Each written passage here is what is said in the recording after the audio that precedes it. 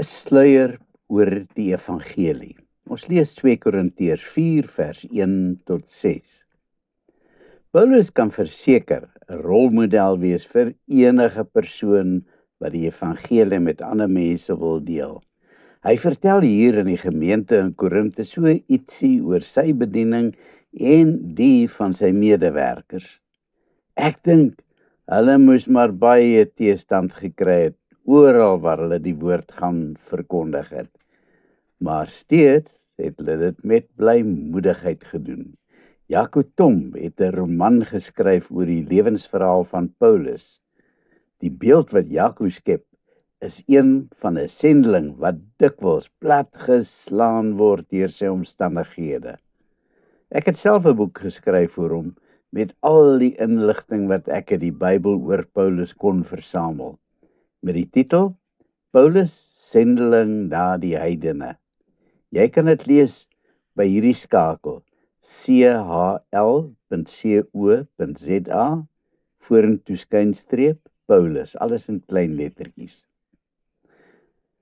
Dit was vir al die Jode wat hom bly vervolg het op elke moontlike manier, omdat hy sogenaamd 'n dwaalleer sou verkondig het. Volgens hulle het hy al die ou Joodse tradisies geminag en dikwels wou hulle hom doodmaak of uit die stad uit verdryf. Aan die ander kant weer was daar heidene wat hom dikwels wou doodmaak omdat hy hulle besigheid kom opmors het met die evangelie. Meeste van ons sou hopeloos moedeloos geword het oor die onmoontlike omstandighede waaronder Paulus moes werk. Die ergste was boonop dat hy nie 'n salaris verdien het vir dit wat hy gedoen het nie. Af en toe het 'n gemeente hom 'n bietjie lewensonderhoud gegee, maar die meeste van die tyd moes hy maar tente maak om in die lewe te bly. Paulus het egter nie moedeloos geword nie. Waarom nie? God het hom oor ons ontferm en hierdie bediening aan ons opgedra, sê hy. En om daardie rede kon hy met groot vreugde die lewe in die oë kyk, selfs wanneer dit baie sleg gegaan het. Die een baie groot geheim agter hierdie werk van Paulus en sy medewerkers was dat hulle baie eerlik was in hulle bediening. Paulus het hulle daarop toegelê om die woord absoluut suiwer te bedien. Daar was geen foefies nie, slegs die waarheid is onvervals deur hulle verkondig, al het dit dikwels vir hulle baie teestand gekos. Ten spyte van dit alles was die evangelie dikwels met 'n sluier bedek vir sekere hoorders. Waarom? Bloot omdat mense die woord nie wou hoor nie. Paulus sê dat hulle verstand deur die god van hierdie wêreld verblind is, in 2 Korintiërs 4 vers 4. Die duiwel bedek hulle verstand so erg, dat hulle nie die evangelie kan raak sien nie. Sal ons nou kan sê dat dit slegs die duiwel se skuld is, dat sekere mense blind en doof is vir die evangelie? Inderdaad het hy groot invloed, maar ons kan nie goedsmoeds elke slegte ding aan die duiwel toeskryf nie. Elke mens, of hy nou gelowig is of nie, weet wat reg en verkeerd is.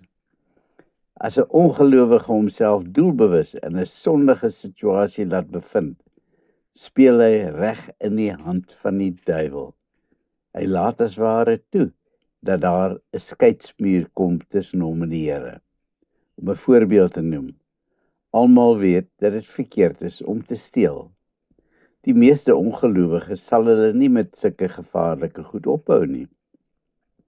Daar is egter diegene wat bewustelik in diefstal gaan betrokke raak, dalk bloot omdat die geleentheid hom voorgedoen het. Uiteindelik raak dit 'n lewenswyse wat hom tot ander ernstiger misdaad aanspoor. Hoe dieper hy homself in die gemors dompel, hoe verder dryf hy weg van die enige vorm van godsdiens af. En hoe minder kom hy in kontak met 'n geleentheid om die evangelie te kan hoor. Daar kom in werklikheid 'n sluier tussen hom en die evangelie. Die duiwelse werk? Ja, maar beslis ook sy eie toedoen. Maar dis ongelowiges. Ek's mos nie 'n ongelowige nie, ek's 'n gelowige. Dit sal beslis nie met my gebeur nie.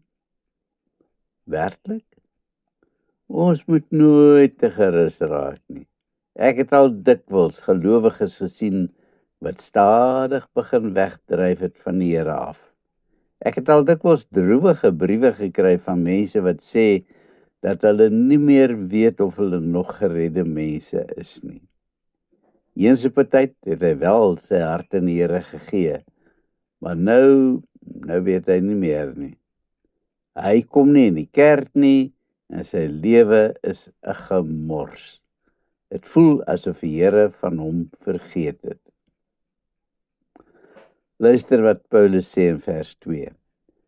Ons vermy praktyke wat nie die lig kan verdra nie en waarvoor ons sou moes skaam. Vir enige gelowige verg dit harde werk en dissipline om te leef op so 'n wyse dat die evangelie nie vir jou versluier word nie. Jesus het inderdaad my hart verlig met sy helder, suiwer lig die dag toe hy in my lewe gekom het. Dis egter my plig as gelowige om daai wonderbare lig aan die brand te hou en dit elke dag helderder en helderder te laat skyn, sodat almal ander mense ook die lig van Jesus deur my kan sien. Wanneer ek so in die lig lewe en aktief in die wingerd van die Here werk, dan kan daar net eenvoudig nie meer 'n sluier wees wat die evangelie vir my dof maak nie.